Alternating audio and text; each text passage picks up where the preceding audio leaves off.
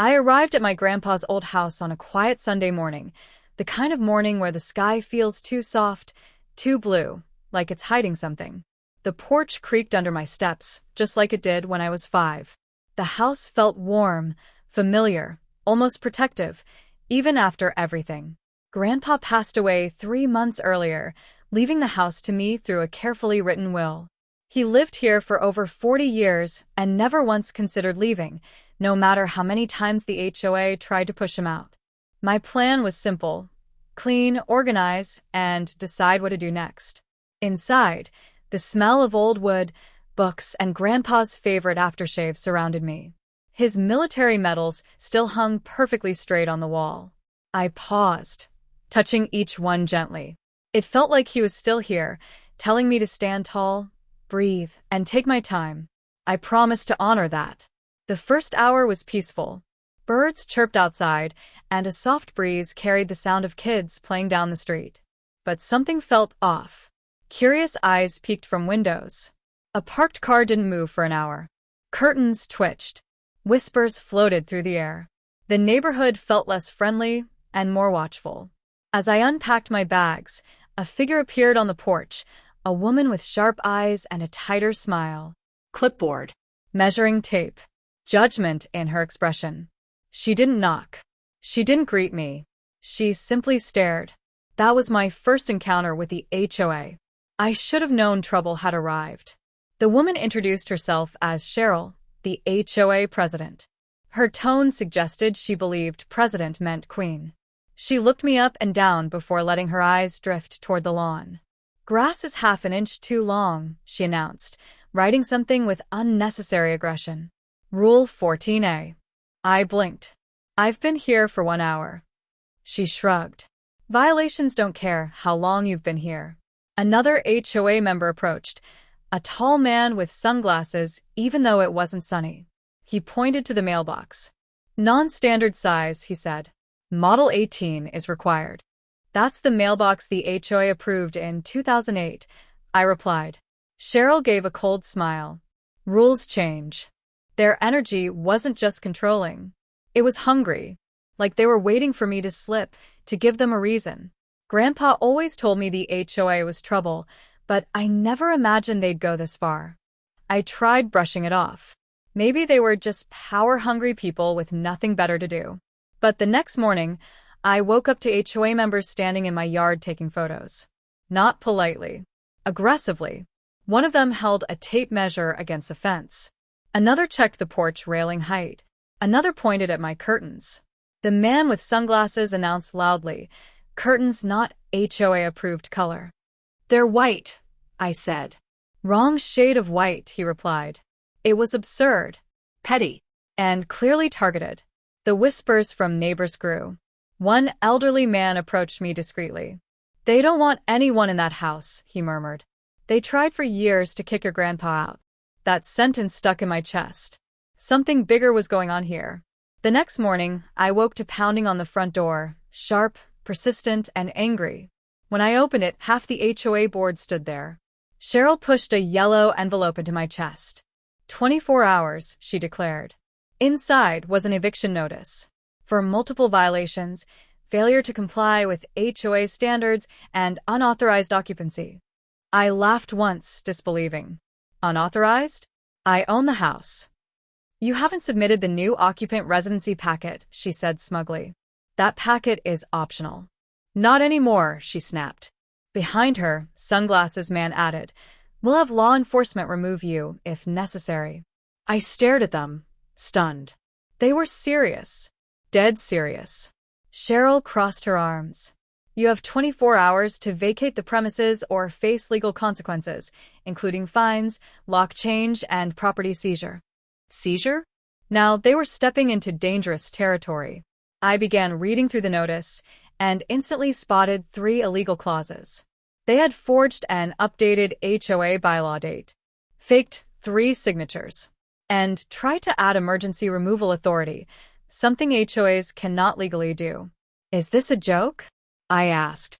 "No joke," Cheryl said. "And don't think calling lawyers will help. The HOA has full authority here." She had no idea what she just said, or who she was saying it to. As they walked away, they kept turning back to watch me, like a pack of predators waiting to see if their prey panicked. But I didn't panic. I was angry, very angry. And when I get angry, I get meticulous. I knew exactly what they were doing. They wanted the house, wanted the land, wanted me gone. And they thought I was an easy target because they saw someone young, alone, grieving, and assumed I had no power. They were about to learn a lesson they'd never forget. Later that afternoon, I overheard 2 HOA board members whispering near the driveway. "Once we get that house, the community center project moves forward," one said. "Finally," the other replied. "Her grandpa blocked it for years. Stubborn old man. Should have sold years ago." My stomach twisted. There it was. Greed. They didn't want compliance, they wanted control. And Grandpa had been the last obstacle. Now they assumed I would be easy to push out, especially while dealing with grief. They didn't know me at all. I stepped back inside the house and sat under the wall of Grandpa's medals.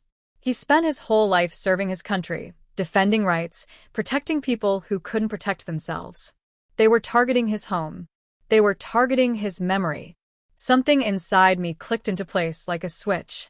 Their intimidation tactics, threats, forged notices, everything now had a purpose. And so would my response. Up to this point, I hadn't told the HOA anything about myself. To them, I was just another young woman living alone. They didn't know I was a JAG Corps officer, Judge Advocate General, a lawyer for the U.S. military specializing in a property law, a veteran protection, housing rights, fraud and harassment cases, illegal eviction prevention. I had spent years fighting cases exactly like this. I fought for people pushed around by landlords, corporations, and HOAs who thought rules gave them power. I knew every law they broke. And they broke a lot. But the reveal had to be perfect, powerful, undeniable. Like Grandpa always said, let them dig their own hole, then hand them the shovel. That was exactly my plan. The next 24 hours became a mission. I recorded every encounter, every threat, every illegal statement. I photographed every HOA member trespassing and taking unauthorized pictures. I visited the county office and pulled up official property records. The house was legally mine, taxes paid, ownership verified. No HOA document could override that. While sorting Grandpa's desk, I found something heartbreaking. Letters he wrote to county authorities complaining about ongoing harassment from the HOA. He never told me. He fought alone. Not anymore. I spoke to neighbors quietly. Many of them shared their own experiences, harassment, manipulation, threats of fines for ridiculous reasons. But they were too afraid to stand up. One elderly woman said, "Your grandpa always fought for us, but they drained him. I hope you're stronger." I promised her I was.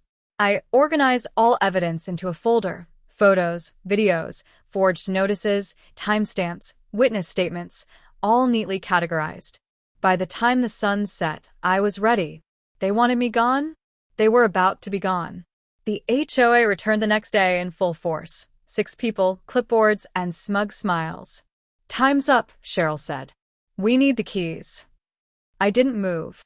"Also," Sunglasses Man added, "we'll be entering the property today to begin compliance corrections." "That's illegal," I said. "No," Cheryl smirked. "It's HOA procedure." She stepped forward as if she was about to push past me. And that was the moment. I reached into my bag, pulled out a thick black folder, and opened it slowly. "Before you continue," I said, "you should look at something." The HOA leaned forward. Inside the folder sat my official JAG credentials, military ID, legal authorization, case authority. Cheryl's face drained of color. What is this?" "I'm an active-duty JAG officer," I said calmly. "And everything you've done here is illegal. Very illegal." I listed their violations one by one. Attempted illegal eviction, fraudulent documentation, harassment, trespassing, forging signatures on HOA bylaws, targeting a veteran's home, coercion, and intimidation. Sunglasses Man stepped back. Another HOA member muttered, "Oh God." Cheryl tried to speak, but only choked sounds came out. "This," I said, lifting their forged eviction notice, "could put you in prison." They froze. Exactly as I wanted. Cheryl tried to backtrack. We didn't know. This must be a misunderstanding." "Save it," I replied.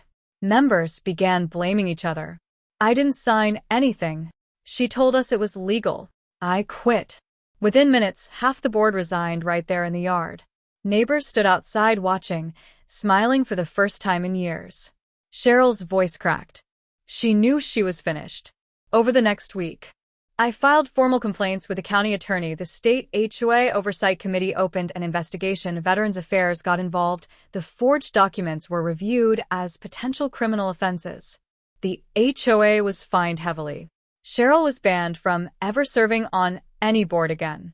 The community finally breathed again. One evening, I sat on the porch where Grandpa used to drink his tea. Sunset painted the sky gold. The house felt peaceful again, safe, warm, loved. I realized something. This wasn't just a building. It was Grandpa's legacy. His battles. His courage. His stubborn refusal to bow down to bullies. I wasn't going to sell it. I was going to keep it, protect it, honor it. And every time I stepped onto that porch, I felt him, proud, strong, saying, "Good job, kiddo." Because for the first time in years, the house was truly free.